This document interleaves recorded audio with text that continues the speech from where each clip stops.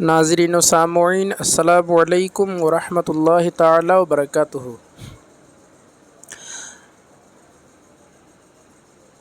لک الحمد یا اللہ، الصلاۃ والسلام علیک یا رسول اللہ یا حبیب اللہ صلی اللہ تعالی علیہ وآلہ وسلم۔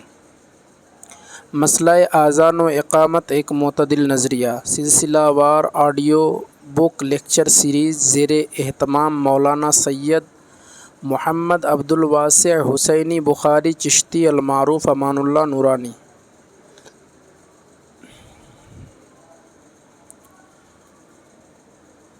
مسجد میں ذکر بالجہر کی ممانعت۔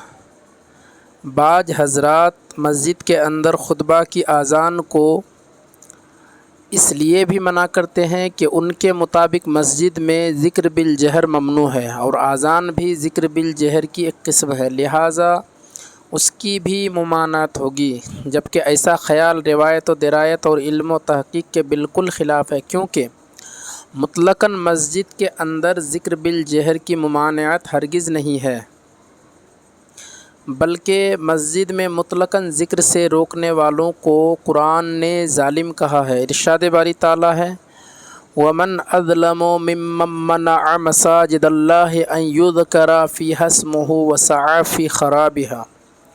اس شخص سے بڑھ کر کون ظالم ہوگا جو اللہ کی مسجدوں میں اس کے نام کا ذکر کیے جانے سے روک دے اور انہیں ویران کرنے کی کوشش کرے۔ البقرہ 114۔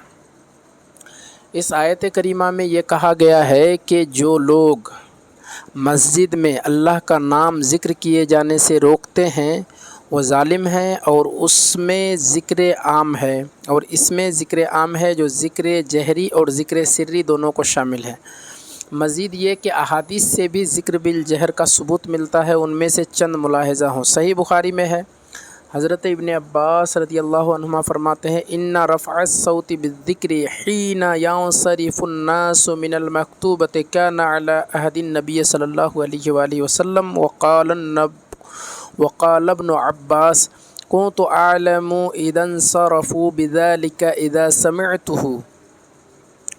فرض نماز سے فراغت کے بعد بلند آواز سے ذکر کرنا حضور صلی اللہ علیہ وآلہ وسلم کے زمانے میں رائج تھا۔ حضرت ابن عباس رضی اللہ عنہما مزید فرماتے ہیں، جب میں ذکر سنتا تب مجھے نماز کے ختم ہونے کا علم ہو جاتا۔ اس طرح کی متعدد احادیث کریمہ ہیں جن سے معلوم ہوتا ہے کہ مسجد کے اندر ذکر بالجہر جائز ہے۔ اب میں اس حوالے سے فقہا کی عبارتیں نقل کرتا ہوں۔ رد المحتار میں ہے، قال بعض اہل العلم ان الجہر افضل لأنه اکثر عملا ولتعدی فائدته الى السامعین ویوقظ قلب الذاکر فیجمع همه الى الفکر ویصرف سمعه الیہ ویطرد النوم ویزید النشاط۔ بعض اہل علم نے کہا ہے کہ بلند آواز سے ذکر کرنا افضل ہے، کیونکہ اس میں محنت زیادہ ہے اور اس کا فائدہ سننے والوں تک پہنچتا ہے۔ یہ ذکر کرنے والے کے دل کو بیدار کرتا ہے، اس کے خیال کو جمع کرتا ہے، کانوں کو اس طرف متوجہ کرتا ہے، اس کی نیند بھگاتا ہے اور اس کے ذوق و شوق میں اضافہ کرتا ہے۔ رد المحتار میں ہے، وفی حاشیۃ الحموی عن الامام الشعرانی اجمع العلماء سلفا وخلفا علی استحباب ذکر الجماعت فی المساجد وغیرها الا ان یشوش جہرهم علی نائم او مصل او قارئ۔ حاشیۃ الحموی میں امام شعرانی سے منقول ہے کہ سلفاً خلفاً تمام علماء کا اس بات پر اجماع ہے کہ مسجد کے اندر یا دوسری جگہ اجتماع ذکر بالجہر مستحب ہے۔ ہاں، اگر اس سے سونے والے یا کسی نمازی یا کسی تلاوت کرنے والے کو خلل ہو تو پھر درست نہیں ہے۔ قرآن کریم، احادیث نبویہ اور اقوال فقہا کی روشنی میں یہ بات ثابت ہو گئی کہ ذکر بالجہر مسجد کے اندر جائز ہے۔ ہاں، اگر ذکر بالجہر سے کسی نمازی، سونے والے یا کسی قاری قرآن کو خلل ہو تو پھر ذکر بالجہر درست نہیں ہے۔ فتاوی رضویہ میں بھی اس مسئلہ کی وضاحت ہے۔ جہاں کوئی نماز پڑھتا ہو یا سوتا ہو کہ بآواز پڑھنے سے اس کی نماز یا نیند میں خلل آئے گا، وہاں قرآن مجید وہ وظیفہ ایسی آواز سے پڑھنا منع ہے۔ مسجد میں جب اکیلا تھا اور بآواز پڑھ رہا تھا، جس وقت کوئی نماز کے لیے آئے فوراً آہستہ ہو جائے۔ آپ دوسری جگہ لکھتے ہیں درود شریف خواہ کوئی وظیفہ بآواز نہ پڑھا جائے جبکہ اس کے باعث کسی نمازی یا سوتے یا مریض کی ایذا ہو یا ریا آنے کا اندیشہ ہو، اور اگر کوئی محظور نہ موجود ہو نہ مظنون تو عند تحقیق کوئی حرج نہیں، تاہم اخفاء افضل ہے۔ لما فی الحدیث خیر الذکر الخفی واللہ تعالی اعلم۔ اور ایک جگہ فرماتے ہیں حدیث صحیح میں قرآن مجید بآواز ایسی جگہ پڑھنے سے جہاں لوگ نماز پڑھ رہے ہوں ممانعت فرمائی ہے، اور قرآن عظیم نے حکم فرمایا ہے کہ جب قرآن پڑھا جائے کان لگا کر سنو اور چپ رہو۔ تو ایسی جگہ جہر سے پڑھنا ممنوع ہے، اور دو یا زیادہ آدمیوں کا بآواز پڑھنا اور شدید ممنوع کے مخالف حکم قرآن اور قرآن عظیم کی بے حرمتی ہے۔ ان لوگوں کو چاہیے کہ آہستہ پڑھیں، اور نفل پڑھنے والے نفل سے نہیں روکے جا سکتے ہیں۔ نفل نماز مصحف تلاوت سے افضل ہے کہ اس میں تلاوت بھی ہے، رکوع سجود بھی۔ فاضل بریلوی کی اس عبارت سے بھی معلوم ہو گیا کہ اگر ذکر بالجہر سے لوگوں کو تکلیف ہو رہی ہو یا کسی کی نماز یا تلاوت میں خلل پڑ رہا ہو تو اس کی ممانعت ہے، ورنہ اس کی اجازت ہے۔ مذکورہ بالا حوالوں کی روشنی میں یہ بات بلا خوف تردید کہی جا سکتی ہے کہ اذان خطبہ بھی ایک ذکر ہے جو مسجد کے اندر بلا شبہ جائز ہوگی، جیسا کہ ذکر بالجہر کی دیگر صورتیں جائز ہیں۔ اس کو صرف ذکر بالجہر ہونے کی بنا پر مسجد سے خارج نہیں کیا جا سکتا، کیونکہ لوگ اس سے خلل میں مبتلا نہیں ہوتے، بلکہ اس کے ذریعے لوگوں کو سماع خطبہ کے لیے آمادہ کرنا اور اوراد و وظائف اور نوافل کو موقوف کرنے کے لیے متنبہ کرنا ہی مقصود ہے، جو حاصل ہے خواہ اذان مسجد کے اندر ہو یا باہر، خواہ اذان مسجد کے اندر ہو یا باہر۔ اگر برسبیل تنزل مان بھی لیا جائے کہ اذان ذکر بالجہر ہے لہٰذا اس کو باہر ہی ہونا چاہیے، تو ایسے لوگوں کی خدمت میں یہ عرض ہے کہ اذان مسجد کے باہر دروازہ پر دینے کی صورت میں بھی تو آواز مسجد کے اندر جائے گی، کیونکہ یہ متصور ہے ہی نہیں کہ اذان مسجد کے دروازہ پر ہو اور آواز اندر نہ جائے، بلکہ خطبہ کی اذان کو مسجد کے اندر پہنچانا ضروری بھی ہے تاکہ مسجد کے لوگ سماع خطبہ کے لیے تیار ہو سکیں۔ لہٰذا صرف اس بنا پر اذان خطبہ کو مسجد کے اندر دینے سے روکنا کہ مسجد میں آواز بلند ہوگی عقلاً نقلاً دونوں لحاظ سے درست نہیں ہے۔ بعض حضرات یہ شوشہ بھی چھوڑتے ہیں کہ اذان خالص ذکر نہیں ہے لہٰذا اس کو مسجد میں دینا درست نہیں۔ یہ بھی ناقابل فہم بات ہے، کیونکہ کلمات اذان سب کے سب ذکر ہی پر مشتمل ہیں، کیونکہ ان کلمات میں اللہ کی حمد و ثنا، اس کی وحدانیت اور اس کے رسول کی رسالت کی گواہی اور لوگوں کو اللہ کی بارگاہ کی طرف بلانا ہی تو ہے۔ اگر صرف اس کو اس بنا پر مسجد سے خارج کر دیا جائے کہ اس میں لوگوں کو اللہ کی طرف بلانا ہے اور یہ ذکر نہیں ہے، تو پھر مسجد سے دعوت و تبلیغ، وعظ و نصیحت، مسائل فقہ کی مشق و ممارست، نکاح خوانی، صلاۃ و سلام وغیرہ کو بھی خارج کر دینا چاہیے، جبکہ یہ ساری چیزیں مسجد میں درست ہیں۔ اگر کوئی یہ کہتا ہے کہ اذان ذکر کے ساتھ اعلان بھی ہے تو جواب ہوگا کہ مقصود بھی اذان خطبہ مسجد کے اندر دینے سے حاصل ہے، کیونکہ داخل مسجد اذان خطبہ سے تمام حاضرین تک آواز پہنچ جاتی ہے اور اس سے مقصود حاضرین کو ہی مطلع کرنا ہے۔ اور اگر کوئی اسے غائبین کے لیے بھی اعلان سمجھتا ہے تو اسے چاہیے کہ خطبے کی اذان بھی میزنہ میں اور مائک کے ذریعے کرائے۔ یہاں یہ بات بھی ہمارے ذہنوں میں ہونی چاہیے کہ ہم اس اذان کو خارج مسجد ہونے پر شدید اصرار کرتے ہیں کہ مسجد کے اندر آواز بلند نہ ہو، اور ساتھ ہی مسجد کے اندر چیخ کر صلاۃ و سلام بھی پڑھتے ہیں، جبکہ بہت سے لوگ نماز میں مشغول ہوتے ہیں۔ میں اپنے گھر پر جہاں میں 5 وقتہ نماز ادا کرتا ہوں وہاں میں ہر روز دیکھتا ہوں کہ بعد نماز فجر ہر دن کچھ لوگوں کی 1-2 رکعت نماز چھوٹ جاتی ہے، وہ لوگ اپنی رکعت بھی مکمل نہیں کر پاتے ہیں کہ ادھر امام صاحب بلند آواز سے صلاۃ و سلام پڑھنے لگتے ہیں۔ اب وہ بیچارے جن کی نماز چھوٹی ہوتی ہے وہ بھی جیسے تیسے نماز مکمل کر کے صلاۃ و سلام پڑھنے لگتے ہیں۔ اسی طرح بعد نماز عصر اور بعد نماز جمعہ بھی ہوتا ہے، اور جہاں تک میرا خیال ہے آج کل اہل سنت کے بہت سی مساجد میں ایسا ہی ہوتا ہے۔ اس سلسلے میں اعلیٰ حضرت فاضل بریلوی کے ایک فتویٰ سے ہمیں یہی رہنمائی ملتی ہے کہ مسجد میں بالجہر درود و سلام اسی وقت پڑھنا درست ہے جبکہ کسی نمازی کو خلل واقع نہ ہو۔ موصوف اپنے ایک فتویٰ میں لکھتے ہیں درود شریف ذکر ہے، ذکر بالجہر جائز ہے جبکہ نہ ریا ہو، نہ کسی نمازی یا مریض یا سوتے کی ایذا، نہ کسی اور مصلحت شرعیہ کا خلاف۔ یوں ہی درود شریف بھی جہراً جائز و مستحب ہے، جس کے جواز پر دلیل اجماع کے قرات، حدیث و ذکر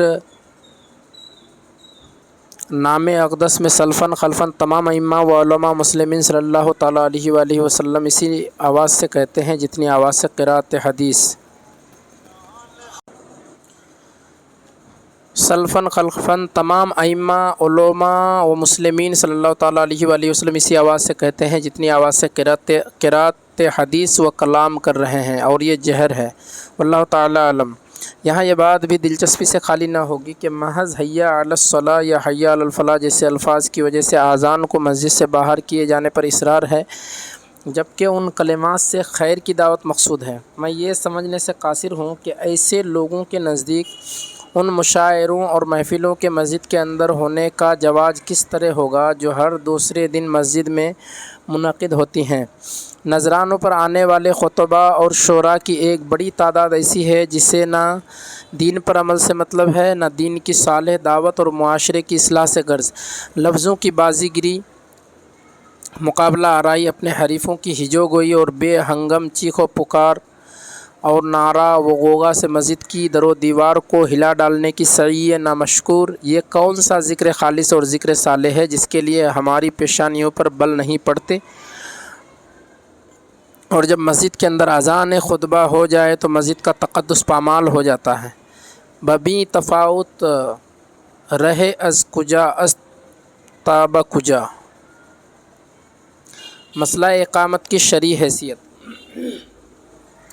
پچھلی کئی دہائیوں سے بالخصوص جماعت اہل سنت کے درمیان یہ فتنہ ظہور پذیر ہوا کہ فرائض و واجبات کی کوئی پرواہ نہیں کی جاتی اور مستحبات و مباحات پر اس قدر سختی کی جاتی ہے کہ انہیں ضروریات دین یا ضروریات اہل سنت کا درجہ دے دیا جاتا ہے اور پھر انہیں مسلک کا نشان امتیاز قرار دے دیا جاتا ہے۔ اس سے بھی اپنی ہوس کی پیاس نہیں بجھتی تو سادہ لوح مسلمانوں پر بدعت و گمراہی کا جبری حکم لگا دیا جاتا ہے اور ظلم و تشدد کے پہاڑ ڈھائے جانے لگتے ہیں۔ اس حوالے سے جب ہم ماضی کا جائزہ لیتے ہیں تو اہل سنت کے یہاں اس طرح کی مثال کہیں دیکھنے کو نہیں ملتی۔ آج ہمارے دور کا یہ سب سے بڑا فتنہ ہے جس سے ہم سب دوچار ہیں، حالانکہ شریعت مطہرہ کے اندر احکام شرع کی درجہ بندی کی گئی ہے اور اسی درجہ کے مطابق بندے کو احکام کا مکلف بھی بنایا گیا ہے۔ ہمارے فقہائے کرام نے اس درجہ بندی کی توضیح و تنقیح اور تعریف کر کے احکام شرع کو مکمل طور سے واضح کر دیا ہے۔ متقدمین فقہا نے احکام شرع کو 5 قسموں میں منقسم کیا ہے اور بعد کے فقہا نے ان کو 7 قسموں میں بانٹا ہے۔ بعد میں اس میں اور اضافہ ہوا اور 9 قسموں تک پہنچا دیا گیا، پھر اس میں وسعت دی گئی اور احکام شرع کو 11 قسموں تک پہنچایا گیا، اور وہ یہ ہیں: فرض، واجب، سنت مؤکدہ، سنت غیر مؤکدہ، مستحب، حرام، مکروہ تحریمی، اطاعت، مکروہ تنزیہ، خلاف اولیٰ اور مباح۔ ان تمام کی تعریفات و احکامات کتب فقہ میں مذکور ہیں۔ اگر ہم ان احکامات کے مطابق عمل پیرا ہو جائیں تو ہمارے ماحول میں پیدا بہت ساری فتنہ سامانیاں اور نفرتیں خود بخود ختم ہو جائیں گی۔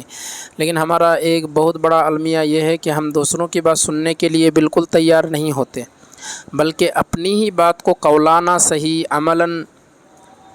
نہ صحیح عملاً وہی کا درجہ دے دیتے ہیں اور اس کے خلاف کرنے والے کو کافر و مشرک اور بدعتی و گمراہ تک بنا دیتے ہیں۔ سر دست دونوں مسئلوں پر غور کیا جائے تو معلوم ہوگا کہ اذان و اقامت دونوں مسئلے فروعی و استحبابی ہیں۔ پہلے مسئلے کی پوری نوعیت واضح کی جا چکی ہے۔ اب رہا مسئلہ اقامت، تو یہ بھی تمام فقہا کے نزدیک استحباب اور عدم استحباب سے تعلق رکھتا ہے۔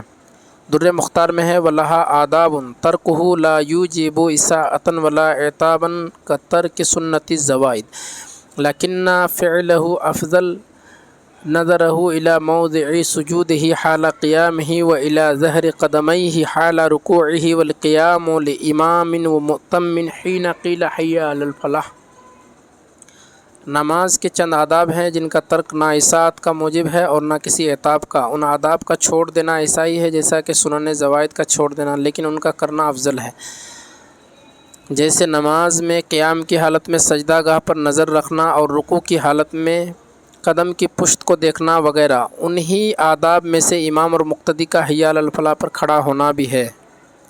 علامہ حسن بن عمار بن علی وفائی شرم بلالی علیہ الرحمہ 1069 ہجری نے بھی اپنی کتاب نور الایضاح میں اس مسئلہ کو آداب نماز سے شمار کیا۔ فرماتے ہیں فصل فی آداب الصلاۃ من آداب والقیام حین قیل حی علی الفلاح وشروع الامام مذ قیل قد قامت الصلاۃ۔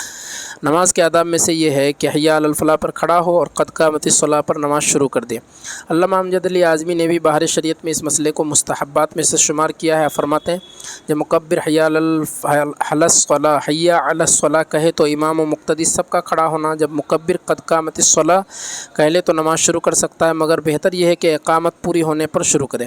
علامہ موصوف نے مستحب کی یہ تعریف کی ہے، ہر وہ شے جو نظر شرع میں پسند ہو مگر ترک پر کچھ ناپسندی نہ ہو، خود حضور اقدس صلی اللہ علیہ وسلم نے اسے کیا یا اس کی ترغیب دی یا علماء کرام نے پسند فرمایا، اگرچہ احادیث میں اس کا ذکر نہ آیا، اس کا کرنا ثواب اور نہ کرنے پر مطلقاً کچھ نہیں۔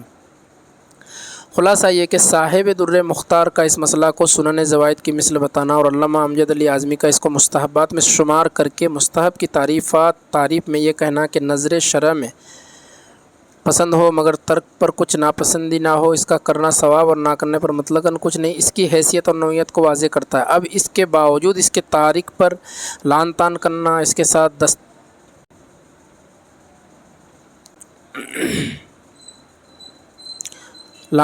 اس کے ساتھ دست و گریباں ہونا، اس کو بے ادب اور گستاخ تک کہہ دینا، اس فرعی مسئلے کو بنیاد بنا کر کسی بھی خانقاہ یا شخصیت کو بدنام کرنا، ان سے قطع تعلق و روا رکھنا اور جماعت اہل سنت میں انتشار کو ہوا دینا کسی بھی باشعور اور دین و سنیت کے ہمدرد کے نزدیک وصولی اور فکری ہر اعتبار سے روا نہیں، بلکہ اجتماعیت کو تار تار کرنا اور امت مسلمہ کے شیرازہ کو بکھیرنا ہے۔ ہندوستان جیسے ملک میں جہاں مسلمانوں کے جان و ایمان پہ لالے پڑے ہیں، اس طرح کی باتیں کرنا لاشعوری طور پر غیروں کا ساتھ دینا ہے اور اسلام اور مسلمانوں کے لیے مشکلات پیدا کرنا ہے، والعیاذ باللہ۔ اس حوالے سے ماضی قریب کے زبردست محقق علامہ غلام رسول سعیدی نے نہایت معتدل رائے کا اظہار کیا ہے۔ آپ رقم تراز ہیں، حی علی الصلاۃ پر کھڑا ہونا مستحب ہے، اس لیے اس سے پہلے کھڑا ہونا مستحب کے خلاف ہے، اور حاشیہ طحطاوی اور اسی طرح عالمگیری میں جو اس کو مکروہ لکھا ہے، اس سے مراد مکروہ تنزیہی ہے اور دراصل یہ خلاف اولا ہے، اور قاعدہ یہ ہے کہ مستحب کے ترک پر ملامت نہیں کی جاتی، اس لیے جو لوگ اقامت کے وقت پہلے سے کھڑے ہو جائیں ان کو ملامت نہیں کرنا چاہیے،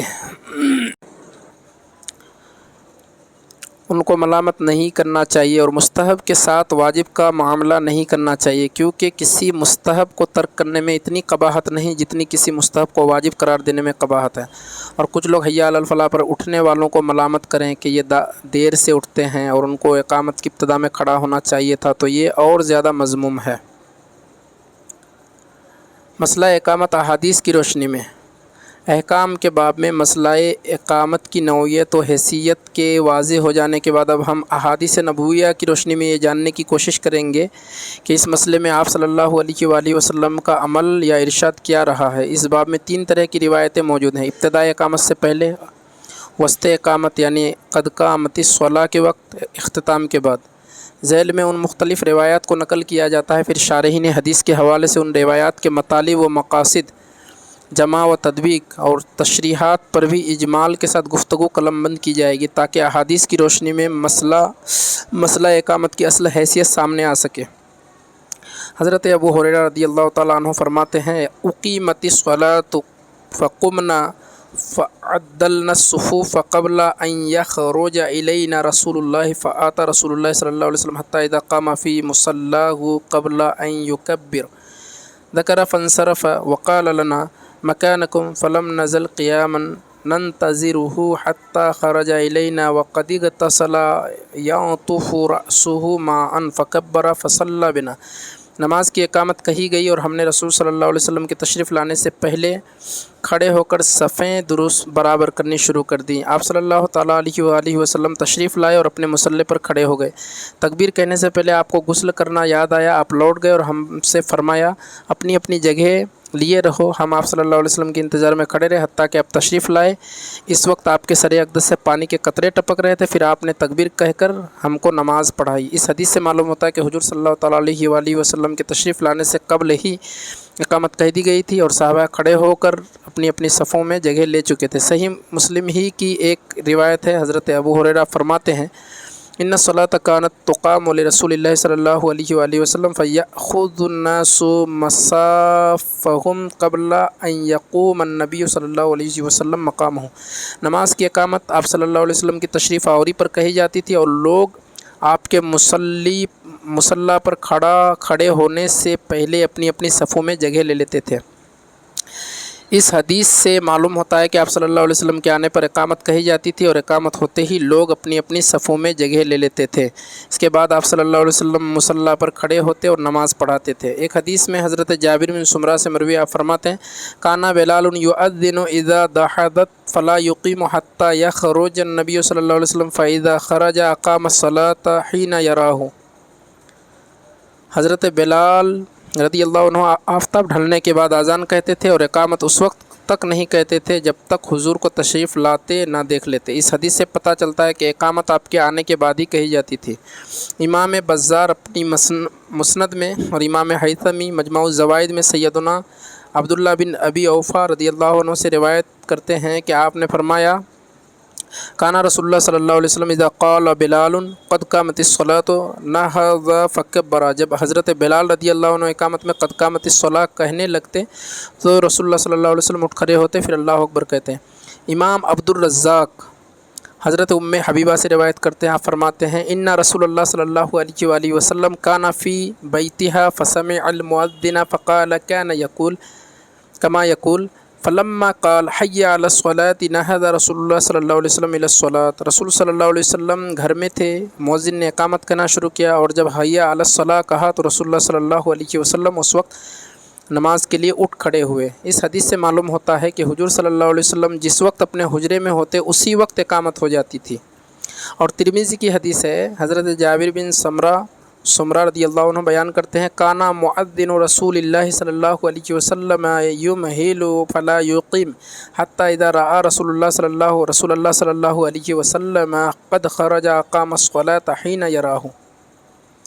रसूलुल्लाह सल्लल्लाहु अलैहि वसल्लम के मुकब्बिर तकबीर कहने में ताख़िर करते थे और इस वक्त तक इक़ामत नहीं कहते जब तक आपको देख ना लेते। जब देखते उस वक्त इक़ामत कहते थे। सही बुखारी में हज़रत अबू क़तादा रदी अल्लाह अन्हु फरमाते कि आप सल्लल्लाहु अलैहि वसल्लम ने इरशाद फरमाया, इज़ा उक़ीमतिस्सलातु फ़ला तक़ूमू हत्ता तरौनी। जब इक़ामत कही जाए तो उस वक्त तक मत खड़े हो जब तक मुझे देख ना लो। इस हदीस का मतलब ये है कि हुजूर सल्लल्लाहु अलैहि वसल्लम को देखने से पहले खड़ा होना मना है और आपको देखते ही खड़ा हो जाना है। खा तकबीर शुरू होते ही हुजूर को देख लिया जाए या हय्या अलस्सलाह या हय्या अलल फलाह या ख़त्म तकबीर पर हुजूर को देखा जाए, हर सूरत में खड़ा होना जायज़ है। उन अहादीस के दरमियान बज़ाहिर तज़ाद नज़र आता है। इस तज़ाद को इमाम नववी, हाफिज़ इब्न हजर अस्क़लानी और अल्लामा बदरुद्दीन ऐनी ने ख़त्म करने की कोशिश की है। इमाम मुहियुद्दीन नववी 676 हिजरी लिखते हैं, युजमाउ बैना मुख्तलफ़ हाज़िहिल अहादीस बिअन्ना बिलालन रदियल्लाहु अन्हु काना युराक़िबु ख़ुरूज नबी सल्लल्लाहु अलैहि वसल्लम मिन हैसु ला यराहु गैरहु औ इल्लल क़लील फ़इंद अव्वल ख़ुरूजिही युक़ीम वला यक़ूमुन्नासु हत्ता यरौहु सुम्मा ला यक़ूमु मक़ामहु हत्ता यअदिलुस्सुफ़ूफ़। वक़ौलुहु फ़ी रिवायत अबी हुरैरता रदियल्लाहु अन्हु फ़यअख़ुज़ुन्नासु मसाफ़हुम क़ब्ला ख़ुरूजिही लअल्लहु काना मर्रत औ मर्रतैनि व नहविहिमा लिबयानिल जवाज़ि औ लिउज़्रिन वलअल्ल क़ौलुहु सल्लल्लाहु अलैहि वसल्लम फ़ला तक़ूमू हत्ता तरौनी काना बाद ज़ालिका क़ालल उलमा वन्नही अनिल क़ियाम क़ब्ला अन यरौहु लिअल्ला यतूलु अलैहिमुल क़ियाम वलिअन्नहु क़द यअरिद लहू आरिद फ़यतअख़र बिसबबिही। उन तमाम मुख्तलिफ़ अहादीस के दरमियान तदबीक की सूरत यह है कि हज़रत बिलाल रदी अल्लाह अन्हु हुजूर सल्लल्लाहु अलैहि वसल्लम की आमद पर नज़र गड़ाए रहते थे, इसलिए सिर्फ हज़रत बिलाल या उनके अलावा कुछ लोग ही आप सल्लल्लाहु अलैहि वसल्लम को निकलते देख पाते थे। आप सल्लल्लाहु अलैहि वसल्लम के निकलते ही हज़रत बिलाल इकामत शुरू कर देते थे और सहाबा भी आप सल्लल्लाहु अलैहि वसल्लम को देखते ही खड़े हो जाते थे। फिर हुजूर सल्लल्लाहु अलैहि वसल्लम पहले सफ़े दुरुस्त कराते और उसके बाद अपने मुसल्ले पर तशरीफ़ ले जाते। और हज़रत अबू हुरैरा रज़ियल्लाहु तआला अन्हु की रिवायत में जो ये है कि लोग हुजूर सल्लल्लाहु अलैहि वसल्लम के निकलने से पहले अपनी अपनी सफ़ों में जगह ले लेते थे। तो हो सकता है कि ये 1-2 मरतबा का वाक़या हो या बयान जवाज़ के लिए हो या किसी उज़्र की बिना पर ऐसा हो।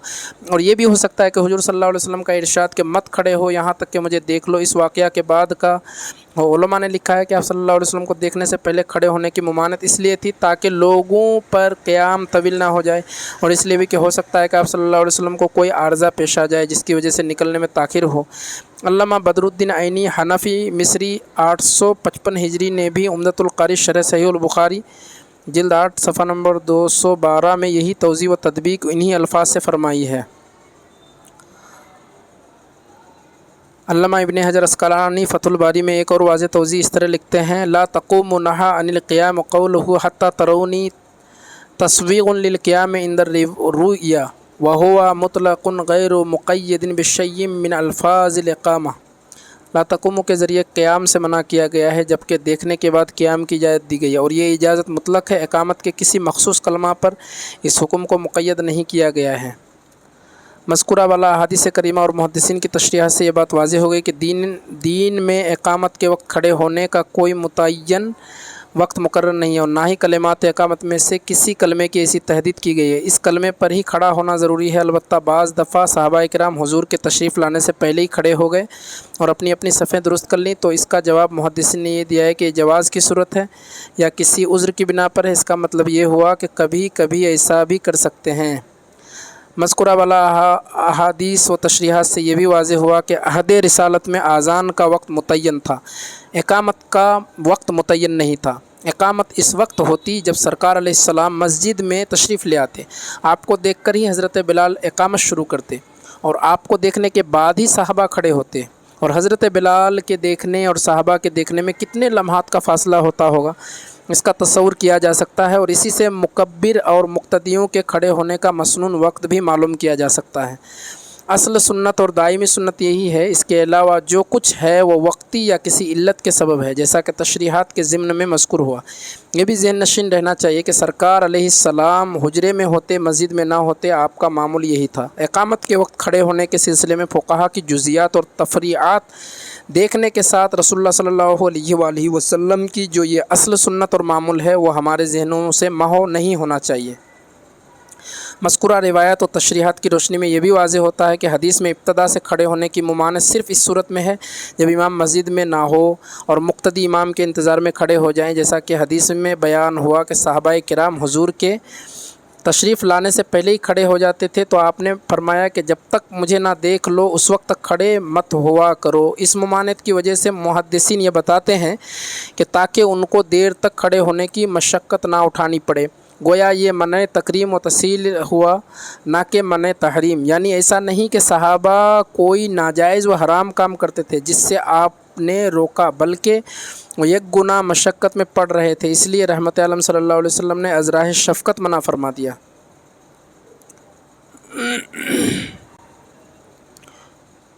ख़ुलासा ये कि हदीस की रूह से हम ये कह सकते हैं कि मुक्तदी का इमाम के इंतज़ार में खड़ा होना मना है, वो भी इसलिए ताकि उसे देर तक इंतज़ार की मशक्क़त ना उठानी पड़े। वो भी मना हुर्मत के लिए नहीं बल्कि मने मोहब्बत के लिए है, मना मोहब्बत के लिए है। इसके अलावा किसी और सूरत में मुक्तदियों के लिए खड़े होने की मुमानत हदीस में मज़कूर नहीं, बल्कि सहाबाए किराम की मोहब्बत और बारगाह नबूवी के आदाब को मद्देनज़र रखा जाए तो ये कहना मुनासिब होगा कि इब्तिदा इक़ामत में खड़ा होना ही औला है। इसकी तफसील ये है कि अहादीस में सराहत है कि आप सल्लल्लाहु अलैहि वसल्लम ने फरमाया ला तक़ूमु हत्ता तरौनी, मुझे देखने से कबल खड़ा मत हुआ करो। अब सवाल है कि सहाबा का आम मामूल इक़ामत कहने का क्या रहा होगा।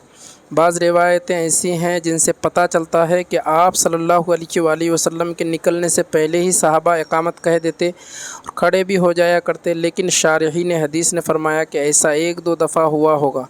आम मामूल ये था कि हज़रत बिलाल नबी करीम सल्लल्लाहु अलैहि वसल्लम की आमद पर नज़र गड़ाए रहते थे, और जो ही आपकी आमद की आहट महसूस करते तकबीर शुरू कर देते। गालिबन हुजरा अक़दस जो मस्जिद से मुत्तसिल था اس کا پردہ جو ہی ہلتا ہوگا یا اور کسی طرح سے حضرت بلال محسوس کرتے ہوں گے کہ سرکار نکل رہے ہیں، فوراً اقامت شروع کر دیتے رہے ہوں گے۔ سرکار جو ہی مسجد میں قدم رکھتے سارے صحابہ کھڑے ہو جاتے۔ اس عمل میں حضرت بلال اور دوسرے صحابہ کے کھڑے ہونے میں بمشکل چند ثانیے کا فرق ہوتا ہوگا۔ یہ نہیں کہ حضور کھڑے ہو رہتے ہوں گے اور صحابہ بیٹھے رہتے ہوں گے، حی علی الصلاۃ یا قد قامت الصلاۃ پر سب کھڑے ہوتے ہوں گے۔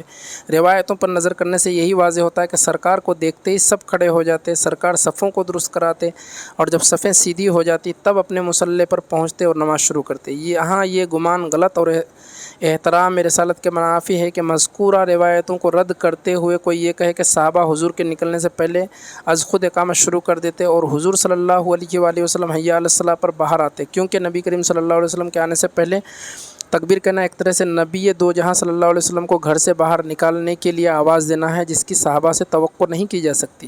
یہ قرآن کے مطابق آداب بارگاہ نبوی کے خلاف ہے۔ اللہ تعالیٰ ارشاد فرماتا ان الذین ینادون من وراء الحجرات اکثرهم لا یعقلون ولو انہم صبروا حتی تخرج الیہم لکان خیرا لہم واللہ غفور رحیم۔ حجرات 3:4-5۔ جو لوگ آپ کو گھر کے باہر سے آواز دیتے ہیں ان میں سے اکثر لوگ عقل نہیں رکھتے، اگر وہ لوگ صبر کرتے یہاں تک کہ آپ صلی اللہ علیہ وسلم خود ہی باہر تشریف لے آتے تو یہ ان کے لیے زیادہ بہتر تھا۔ اللہ مغفرت کرنے والا اور رحم کرنے والا ہے۔